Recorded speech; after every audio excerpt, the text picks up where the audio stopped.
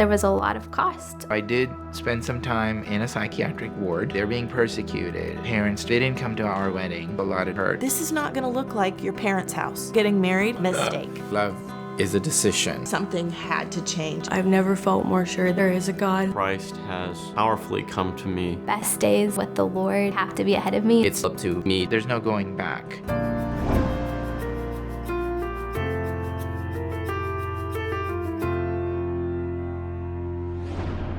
I thought in some ways that faith was like me having this white knuckle grip on what I believe to be true about God. God is not who I thought that he was. He's always more. The Lord got a hold of me. Nothing else will ever be the same after that. My faith has transformed into a way that really has daily application to who I am and affects how I treat people. I've never felt so sure of God saying, your purpose in life is to teach other people that they have gifts and that they're smart and loved. I just know, and that kind of is a guiding factor for me. I mean, it's just a day-by-day journey. Like, I think I can definitely work on that relationship with God. I'm definitely influenced by them and their faith. The book was being written for so many years before it became an actual book. I wanted to share, my journey, my spiritual journey and my life journey. It's a story of a divine creator also trying to work with you all the way from the time you're a child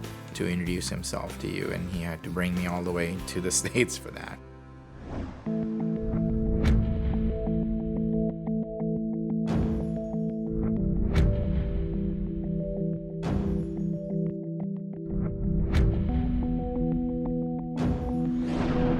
It was one thing to be this Muslim background believer in North Texas, and you're invited to share your testimony and people clap. I don't know what the implications of being coming to Christ from a Muslim background are. He ended up going on a mission trip back to Pakistan to talk to his parents. I did spend some time in a psychiatric ward because my parents, my loving parents, I just love my parents. They were like, something is wrong, and so you're being influenced by rich Americans and a beautiful girl. Some days spent in this ward where psychiatrists could test you if your decisions are your own. Anything I could do that didn't compromise my faith, I would do. Now I'm starting to feel it. Spent a lot of time in tears. This is a big deal. I'm only child. Dad has lost 50 pounds worrying about you, and they're being persecuted, and they're urging you to just give all this stuff up. I couldn't reverse course. I just couldn't refute what I had experienced, even though it would have been so easy. There's no going back. Turns out my psychiatrist was an omnist. My thoughts were my own, and it actually was a good thing, because then they could come back and say, he's not crazy. But I spent 2 amazing months with my parents. And I think that was one of the most important growing times in my young spiritual life.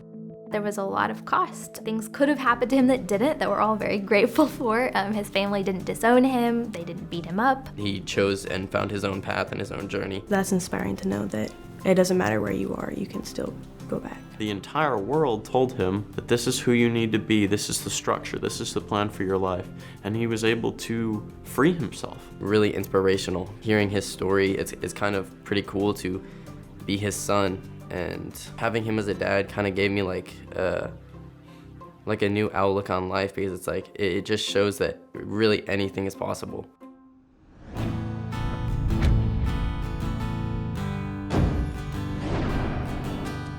He is vastly talented, vastly smart. She's one of a kind. I think she forever changed the trajectory of my life. God's made us fit together really well. She's a great friend to me. And I'm very thankful. Parents didn't come to our wedding. There was just a lot of difficulty and hurt. Business career took off, got my degree, I got my CPA, and I made partner in a big firm.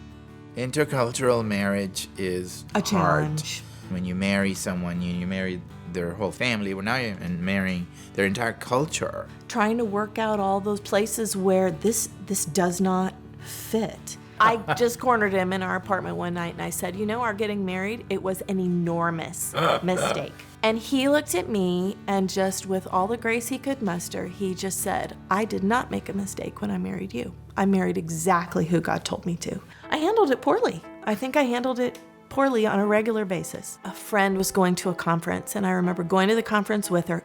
I'd like you to put down on a piece of paper all the things about your husband that you think aren't right. And I was like, oh, give me a notebook. And I walked out with the friend and she said, I really couldn't think about anything about Greg, her husband, that I could put down. And I'm just like, I could put down a page on your husband. It dawned on me, like right then, it has nothing to do with him. It has everything to do with her perspective on him. And I realized something had to change, and it was my perspective on him. And that was a turning point. So I came home, and before he got into his car, I was like, I hope you have a good day.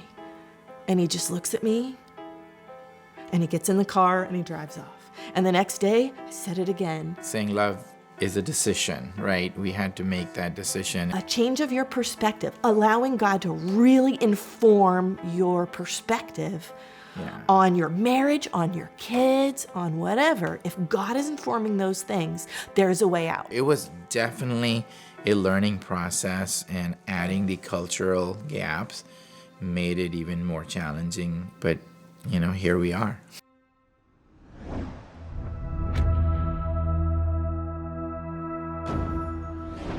I didn't grow up with a lot of traditions that are like families doing things together. I had not seen that model where a dad can be super involved. This is not going to look like your parents' house. He was good about calling that out and saying, it's going to look like your house, you know, our house.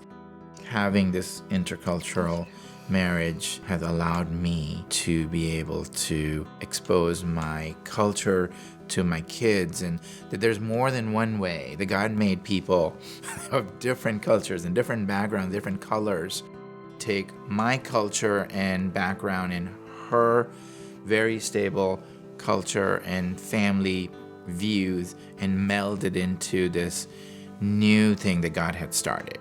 Other than we'd like to raise them with a faith that follows Jesus, I don't know that we'd thought about it just a whole lot.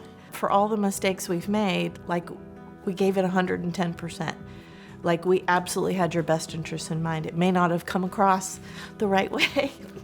We may not have done it anywhere near perfectly, but we did give it everything we had. Not a very high grade. Grades are given when the test is over, right? And the test is not over yet, I hope. I hope I'm still taking that test, and maybe the grades will improve with God's grace.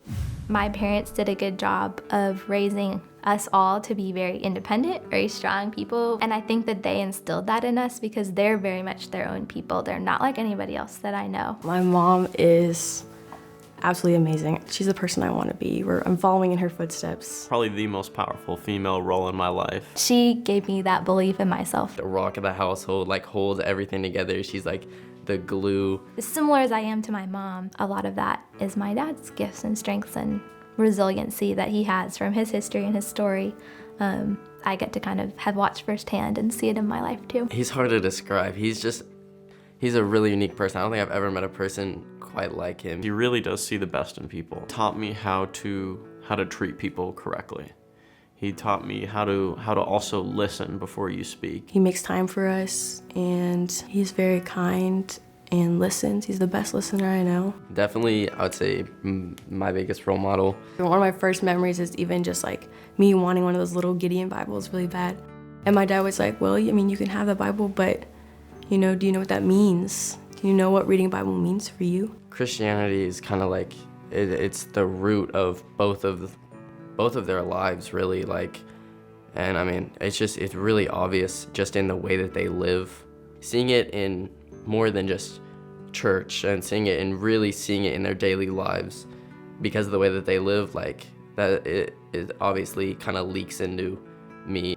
I've been given the freedom to pursue creative things that I'm interested in. I've been uplifted compared to all my friends and stuff like that, like, you can just tell how blessed I was to be raised the way I was, and to have them love me so well and always keep their cool through all the things that have happened in my life. Living here, growing up in this household, growing up with my parents, it has been good. Every child needs something different, and they recognize that. They parented in a way that was exactly what we needed. I'm grateful that I have their example to look to. I would say they're doing a very good job. I would not trade my parents for any parents in the world. Wow. I think it's only God's mercy and grace, and more is needed, because there are huge challenges that they face every day. Yeah, I feel like we're 3/4 of the way through the movie. Like we don't know how it's gonna end. Yeah. And some days it's just really incredibly hard. To have your children be successful, but not at the right things, would be just such a tragedy. So it's exciting to hear the things they're sharing and what's happening in their lives. I just want more. I just want more for them, and for us to be able to impact the world. For I think the potential is amazing in our kids and in our family.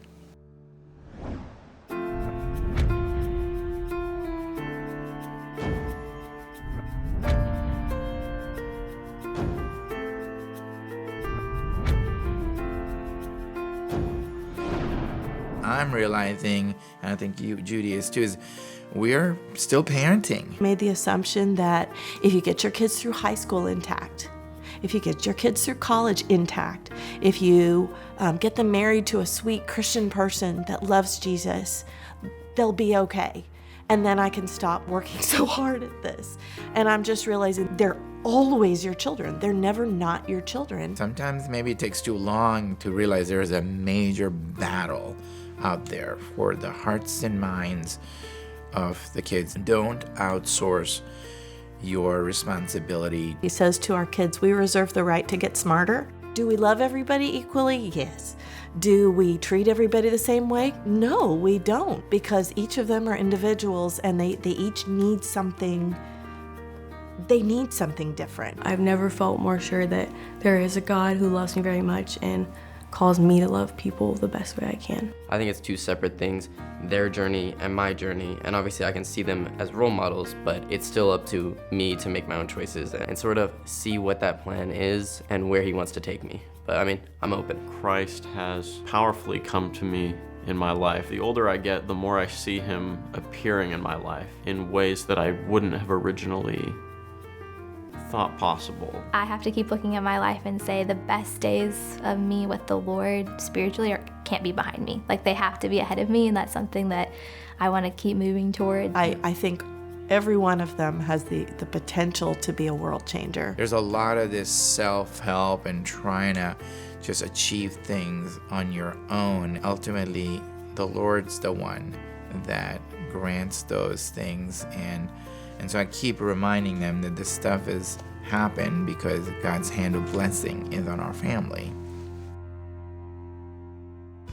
Both my parents are now passed, but I got to pray with my mother, hold her hand and pray to Jesus. I have hope for my dad based on the things I've heard of the things that happened before he passed. It was very difficult, but I think they couldn't deny that I had changed. Those that may be listening that have loved ones, whether in the Muslim world or outside, it can happen. It takes time. It takes a lot of prayer and faithfully loving.